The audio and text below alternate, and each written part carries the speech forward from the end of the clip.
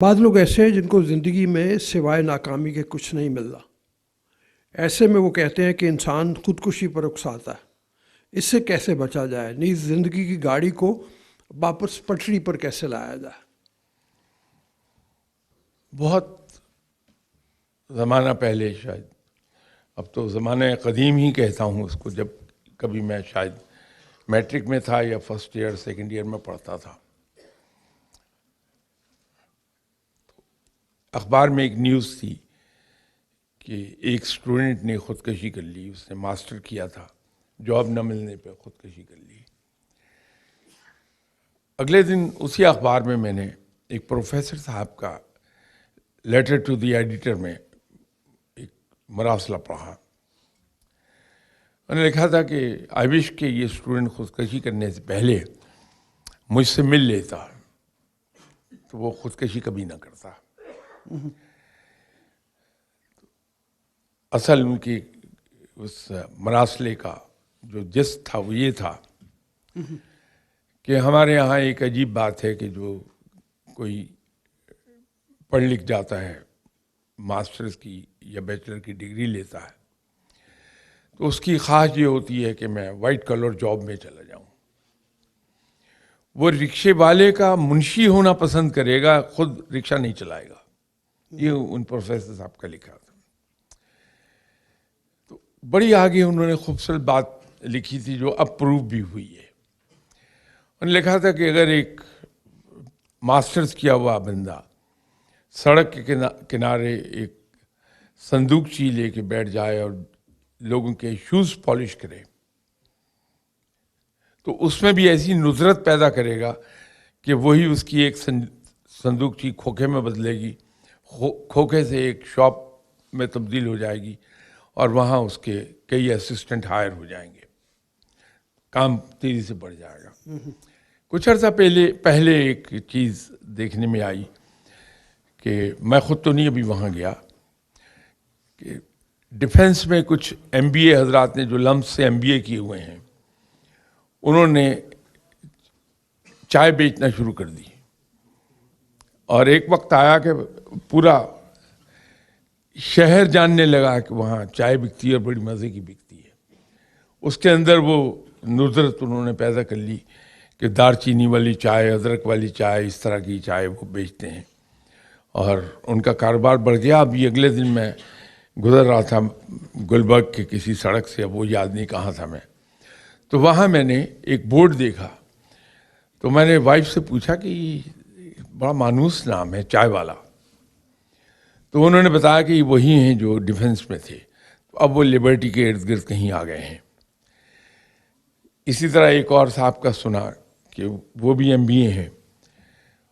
انہوں نے لاہور میں ایک کھانے کی جگہ بنا لی، بڑی لمیٹڈ سپیس ہے. تو انہوں نے اس کے اندر ایک نئی چیز یوں انٹروڈیوس کرا دی کہ صاحب وہ ٹیلی فون کر کے آپ مجھے بتا دیجئے کہ فلاں ڈیٹ کو میں 4 مہمانوں کے ساتھ آؤں گا اور یہ مینیو ہوگا جو مجھے چاہیے ہے. تو اگر کہیں آپ 5واں مہمان لے گئے وہ اجازت نہیں دیتے آنے کی کہ نہیں صاحب 4 کا بندوبست ہے، آپ 4 ہی آئیں گے. اور کباب غالباً 5,000 روپے کا ایک بیچتے ہیں، سیخ کباب. بے تحاشا ترقی کر گئے ہیں. تو تعلیم ہے جو نئے راستے دکھا دے گی آپ کو. یہ جو ہم بات کرتے ہیں خودکشی کی، یہ صرف اسی صورت میں آدمی اس حد تک چلا جاتا ہے جہاں اس کو موٹیویٹ کرنے والا کوئی آدمی نہ ہو. اگر وہ کسی ایسے انسان سے مل گیا جو اسے راستہ دکھا سکتا ہے مثالوں کے ذریعے، پریکٹیکل ایگزامپلس اس کو دکھا دے کہ یہ دیکھیے فلاں فلاں فلاں، تو آپ بھی یہ کر لیجئے.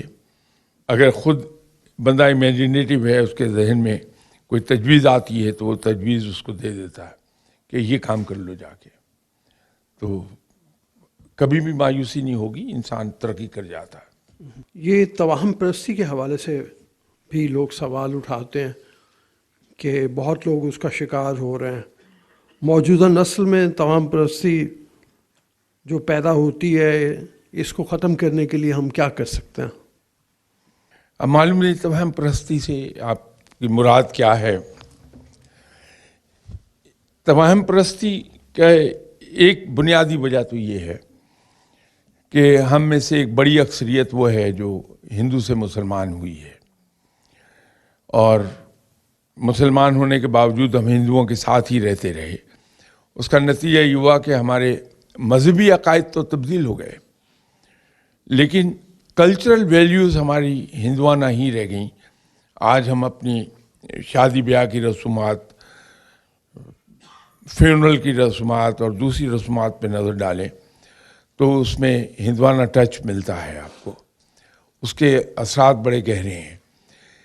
ان کے یہاں یہ توہم بہت زیادہ ہیں کہ صاحب بلی راستہ کاٹ گئی کالی بلی، اب میں کام پہ نہیں جاتا کیونکہ کامیابی نہیں ہوگی.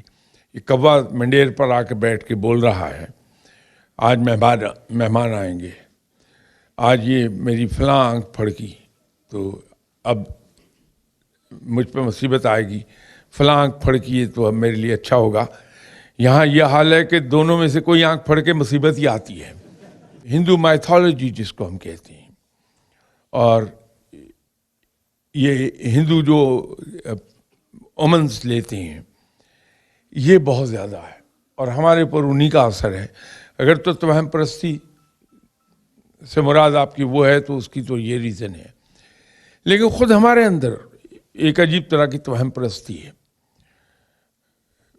وہ یہ ہے کہ بجائے رب کی طرف رجوع کرنے کے، کم از کم مجھے اگر شرٹ کے بٹن بھی بند کرنے ہیں تو میں پیر صاحب سے وظیفہ لاتا ہوں کہ میں شرٹ کے بٹن آسانی سے بند کر لوں، مجھے وظیفہ دے دیجیے. کہیں بیگم صاحبہ نے ڈنڈا زور کا مار دیا تو میں بجائے بیگم سے معافی مانگنے کے پیر صاحب کے پاس جاؤں گا کہ کوئی وظیفہ دے دیں، بیگم مارا نہ کرے مجھے. یہ جو ہم نے سیکھا ہے کہ بجائے رب کی طرف رجوع کرنے کے ہم رجوع کرتے ہیں ایسے لوگوں پر جن کے بارے میں یہ مشہور ہوتا ہے کہ ان کی تعویذوں میں بڑا اثر ہے، ان کے وظائف میں بڑا اثر ہے، ان کی دعائیں قبول ہوتی ہیں. ہم ان کے پیچھے بھاگتے ہیں. اگر اس کی صرف آدھی ایفرٹ بھی کر لیں اللہ کے پیچھے بھاگنے کی تو ہمارے مسائل از خود حل ہو جاتے ہیں. اور دوسرا یہ ہے کہ اب اتنی عمر ہو گئی میری، لیکن میں آج بھی ماننے کو تیار نہیں ہوں کہ میرا دل یہ چاہتا ہے میرے اندر چستی وہی ہو جو 25 سال کی عمر میں تھی. میں مانتا ہی نہیں ہوں. میں یہ ماننے کو تیار نہیں ہوں کہ میں انسان ہوں اور رب نے قرآن میں کہا کہ ہم لوگوں کے درمیان دنوں کو پھیرتے رہتے ہیں. مجھ پر اچھے برے دن سبھی آئیں گے، اور جس خوشی سے میں نے اچھے دن گزارے ہیں، برے دنوں کو بھی میں اللہ کا شکر ادا کر کے گزار لوں گا. اچھا وقت آ جائے گا. یہ جو رب سے ایک تعلق ہے میرا، وہ اصل میں دن بدن کمرشل ہوتا جا رہا ہے. یہ نہیں ہونا چاہیے.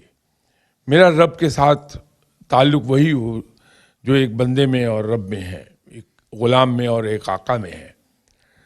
غلام کی تمام ضروریات کی ذمہ داری اس کے آقا پر ہے. غلام کو جب بھی کوئی ضرورت ہوگی وہ اپنے آقا کی طرف رجوع کرے گا کہ میری یہ ضرورت پوری کر دیں.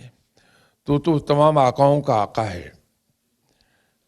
میں بحیثیت رب کے غلام کے اپنے رب کی طرف رجوع کیوں نہیں کرتا کہ مجھے یہ دے دے؟ تو یہاں سے یہ ہمارے ایمان میں کمزوری آتی ہے. اگر آپ کی توہم پرستی سے مراد وہ ہے تو اس کی تو ریزنز یہ ہیں کہ اللہ پر بھروسہ. ایمان ہم سب کا ہے. We all believe in Allah but we don't trust him. Problem یہ ہے. تو جب ہم رب کو ٹرسٹ کرنا شروع کر دیتے ہیں تو پھر کہیں نہیں جاتے، پھر اپنے رب کی طرف رجوع کرتے ہیں بار بار. سائنس کو اسلام کے ساتھ کیسے منسلک کیا جا سکتا ہے؟ دیکھا گیا ہے کہ وہ سائنسداں جنہوں نے دریافتیں کی وہ زیادہ تر ایتھیسٹ تھے. اب آج کی دنیا میں خاص طور پہ ہم کیسے اسلام کی حقانیت کو ان کے سامنے ثابت کر سکتے ہیں؟ میرے خیال میں اتنی سویپنگ سٹیٹمنٹ اگر میں دوں کہ جو سائنٹسٹ ہیں سب کے سب ایتھیسٹ ہیں وہ شاید ناانصافی ہوگی. سائنس میں جو خدمات مسلمانوں نے سر انجام دی ہیں، خوارزمی ہیں، الزہری ہیں. اب الزہری کا ایک ہی کارنامہ آج تک پوری انسانیت کو سرو کر رہا ہے کہ اس نے اینستھیزیا ایجاد کیا. یہ سب مسلمان تھے. اسٹرانومی میں مسلمانوں نے ایک نام پیدا کیا ہے.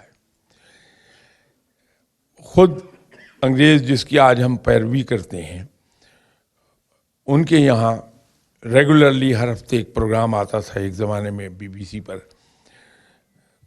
پورا ہفتہ تو وہ چلتا تھا کہ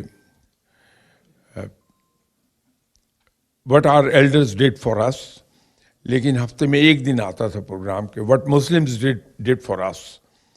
اس میں وہ بیان کرتے تھے کہ مسلمانوں نے یہ کیا. اس کو تسلیم کرتے ہیں کہ ہماری جو ریسرچ ہے وہ سب کی سب بیسڈ ہے ان کتابوں پر جو ہم نے اسپین پر دوبارہ قبضہ کیا تو وہاں سے ہمارے ہاتھ لگی.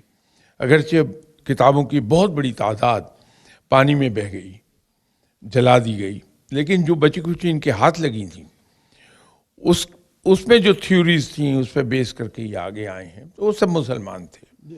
اسی طرح جو کرسچین انوینٹرز ہیں، سائنٹسٹ ہیں، وہ شروع میں یقیناً مذہب سے دور ہو کے ایتھیسٹ ہو گئے، اس میں شک نہیں ہے.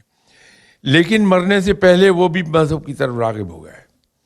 میں مذہب کہہ رہا ہوں، اسلام نہیں کہہ رہا. تو مذہب کی طرف راغب وہ بھی ہو گئے.